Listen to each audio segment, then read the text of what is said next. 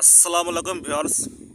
তো এতকাল আমরা শুনেছি বা দেখেছি দাড়ি টুপিওয়ালা লোকগুলা নাকি বাচ্চাদেরকে বলাৎকার করে, তারা রাজাকার, তারা হোটেলে গিয়ে মানে কি বলবো জেনা করে।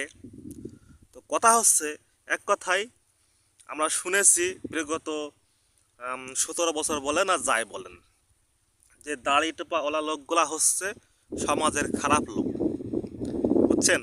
এরা দেশের শত্রু, দশের শত্রু। আমার কথা হচ্ছে এবার, যে ভোটের আগে সবাই কেন দাড়ি টুপিওয়ালা হয়ে যায়, মানে সেই রাজাকার হয়ে যায়, মানে সেই বলৎকারী হয়ে যায়, কেন সেই দেশদ্রোহী হয়ে যায়, কেন সেই জিনাকারী হয়ে যায়, কেন সেই বদলোক হয়ে যায়? আপনার কাছে আমার প্রশ্ন, যে দাড়ি টুপিওয়ালা খারাপই হয়, তাহলে যে মসজিদে আল্লাহর রাস্তায় যায় না, সেও কেন মানে শুক্রবারে গিয়ে যে খুতবা দেয় সে চেয়ারে গিয়ে বসে টাই টুপে জুব্বা পরে?